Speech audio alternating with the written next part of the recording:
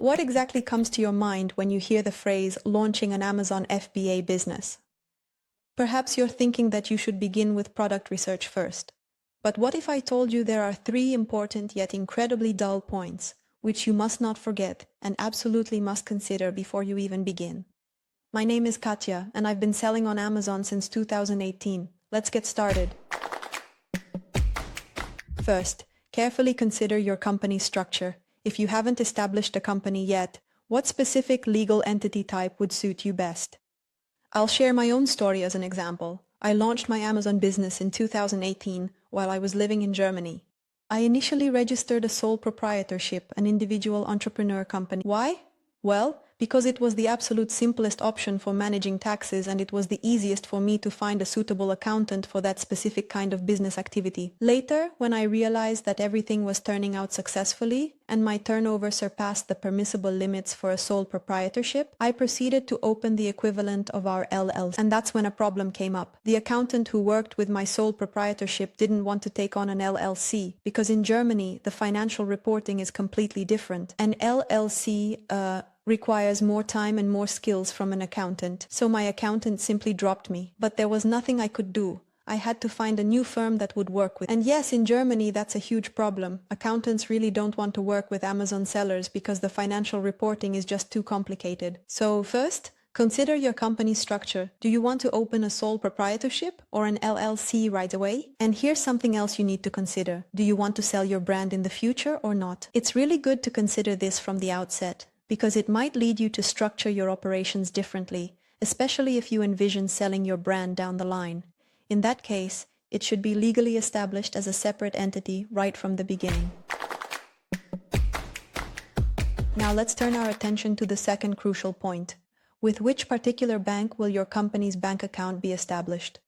And I'll tell you straight away, it's always better to have 2 bank accounts, just to be safe. Again, this all depends on the country of business operation. If you conduct business within the European Union and hold a valid residence permit there, such as a residency visa or even a passport, then my genuine recommendation is to establish your business account with Revolut. Of course, this is a recommendation directly from my heart. They don't pay me anything, but Revolut is just fantastic. We've worked with many banks, and Revolut is simply head and shoulders above the rest. However, if Revolut doesn't quite meet your needs for any reason, I strongly recommend exploring all the various neobanks available. For example, in Germany there's Bank, Vivid, I recommend them too, and N26. I've been an N26 customer for quite a while. I had both a personal account and a business account there, and I can wholeheartedly recommend them. All in all, to start, I recommend exploring different neobanks and definitely opening an account with one of them. Third point, answer this question for yourself right away. Who is going to handle the accounting for your business? For us from certain countries, this question sounds a bit odd. Katya, who will do the accounting? I'll find someone. Plenty of firms are out there. Yes and no. When I was operating as a sole proprietorship, there truly was a selection available, and a good number of companies were actually agreeable to managing my business affairs. However, the moment I transitioned to an LLC, which is a GmbH in German terms, my available choices significantly decreased.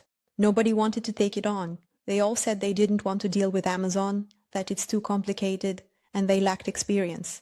Essentially, they all rejected me as a potential client.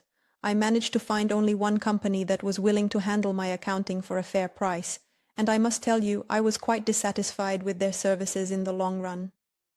So, this is indeed a very critical question.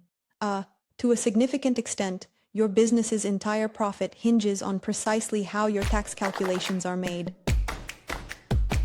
So we've discussed 3 crucial questions you absolutely need to consider before launching an Amazon FBA business. First, what will be your company's structure? Second, where will your company's bank account be opened? And third, who will do the accounting? This might be the most crucial question. Good luck.